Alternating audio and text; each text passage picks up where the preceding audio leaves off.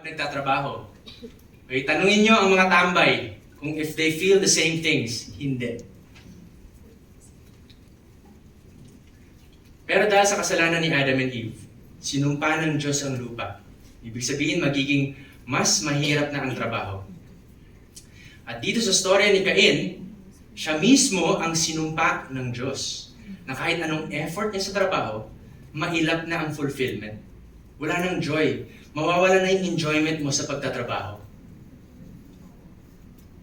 Kuha nyo? So, broken relationships with God and with creation. Next. Broken relationships sa sarili. Lahat ng tao sa mundo, may mga pangangailangan. Lahat tayo may pangangailangan. The need for love. The need for purpose. The need for community. The need for meaningful work. The need for friendships. Lahat ng tao, kailangan to.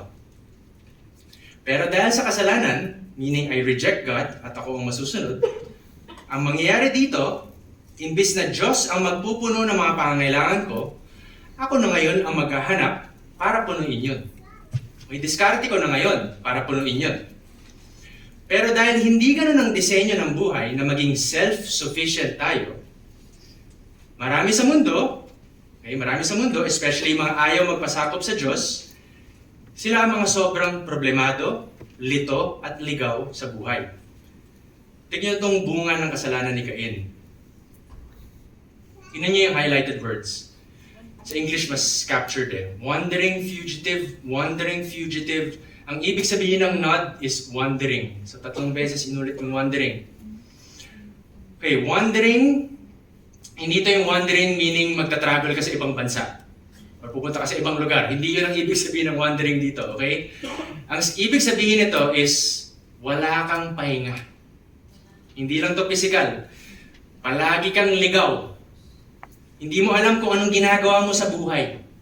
Kaya kahit saan ka na lang mapadpad, gala-gala ka lang, wandering. You will always be running away out of fear and shame. Magiging detached ka sa roots mo, sa pinanggalingan mo, kasi nga ayaw mo sa Diyos, kaya mahirapan kang makilala ang sarili mo. It's a loss of identity. Palagi kang maghahanap, mag-e-effort, pero hindi mo mahahanap. At hindi ka rin masasatisfy sa buhay. Laging kulang. Kahit na sobrang maximum effort ka na, laging kulang. Yan ang brokenness natin within, myself included, dahil sa kasalanan. Lastly, broken relationship sa tao. Sige, tulungan niyo ako. 1, 2, 3, go. Sinisipingan ni Cain.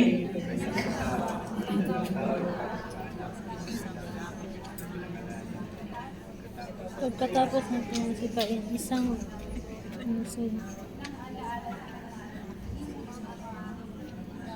yan ako anak ko Nag-asawa si ng dalawa, si Ada at naging anak ni Ada, si Jabal, ang ninuno ng mga nagpapastol ng mga baka at mga tumitira sa tolda. Kapatid nito si Jubal, na siya namang ninuno ng mga manunugtog ng Alpa, Pluta. Naging anak naman ni Zila, si Tubal Cain, na ninuno ng lahat ng panday, ng mga kagamitang tanso at bakal. Si Tubal Cain ay may kapatid na babae, si Naama. Okay, so on one end, sa binasa natin, maraming progress. May maraming technological advancements nung panahon ni Cain. Nagkaroon ng music, nagkaroon ng arts, nagkaroon ng metallurgy. Okay? Pero dahil nga I reject God at ako ang gusto kong masunod, violence continued. Okay? Violence continued. Ang utos ng Diyos, marriage is for one woman, one man, husband and wife.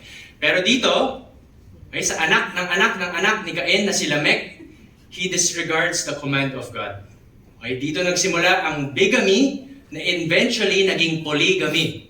Okay, hindi yun ang disenyo ng Diyos. Okay?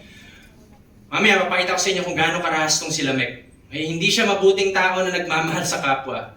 Okay, ang ginagawa niya, he collects wives as property. Gamit. Okay? Gamit ang trato niya sa kanyang asawa.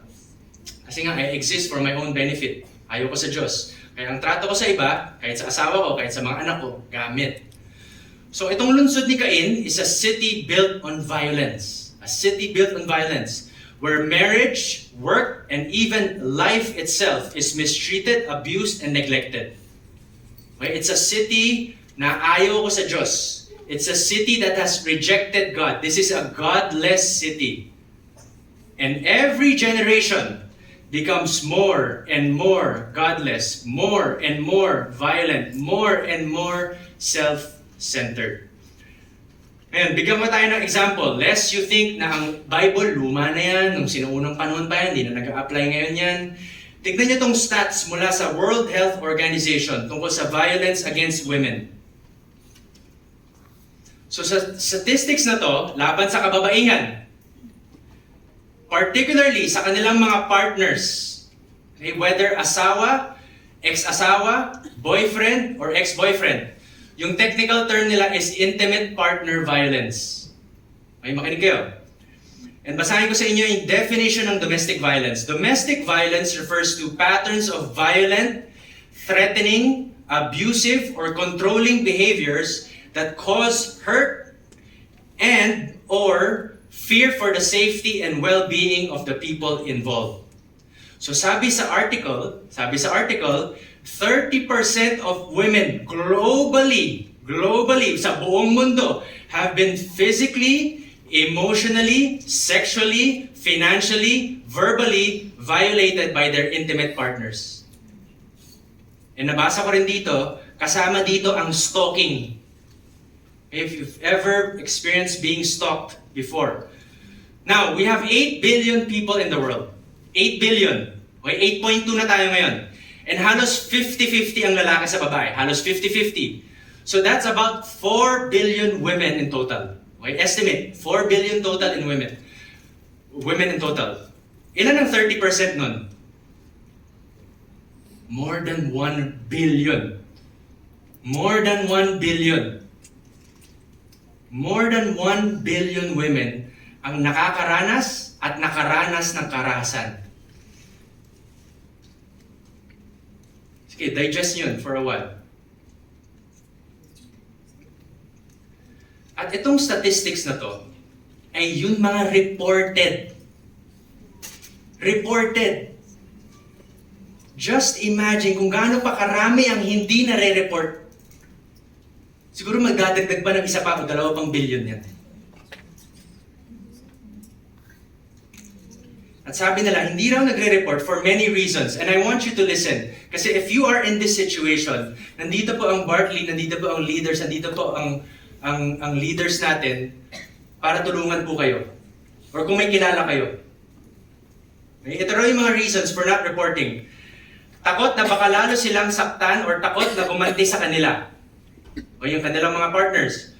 Worry dahil baka mawalan sila ng trabaho or baka palayasin sila. Ibig sabihin, wala na silang means to survive kasi may mga pinapaaral pa, may mga binabayaran pa sa Pinas. So if this is you, please, or kung may kilala kayo, do not suffer in silence. Nandito po ang church to help you. And kung gusto niyo pag-usapan ito, please approach me or approach one of our leaders. Wala na akong time to really expound on this. Pero kung ikaw to, please, huwag po kayong matakot, huwag po kayong mahiya. And then isa pa, this is just statistics for women. Okay, itong violence, okay? Wala pa yung child trafficking. Wala pa yung exploitation sa mga mahihirap. And believe it or not, meron ding abuse sa men or husbands. Meron din. Hindi lang babae ang ina-abuse, pati lalaki at asawa din. Asawa lalaki. So violence, ang point nito is violence is everywhere. Nanganak na ng nanganak. Dahil tinanggal natin ang Diyos. Or kung nandyan man siya, hindi siya ang nasa trono. Ganito ang nangyayari. Nalala niyo ba yung sabi ng ahas kay Eva? Hindi totoo yan. Yung gusto ng Diyos para sa inyong kabutihan, hindi totoo yan. Nagsisinungaling yung Diyos sa inyo. Satan was successful sa paglinlang sa tao. Kaya ang tao ngayon, suspicious sa Panginoon. Suspicious. Tamang duda. Mababa ang tingin sa Panginoon. Walang tiwala sa Panginoon. Yan ang kasinungalingan mula sa kaaway. Hindi mo pagkakatiwalaan ng Diyos. He doesn't want the best for you.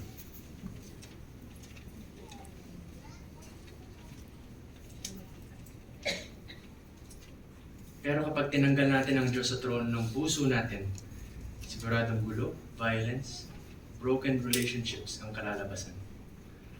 So ano yung take-home message natin ngayong hapon? Bunga ng kasalanan, patuloy na pagkasira ng iba't ibang relationships dahil sa karahasan. Dahil ayaw natin magpasakop sa Diyos. Dahil gusto nating masunod. Now, we're going over time already.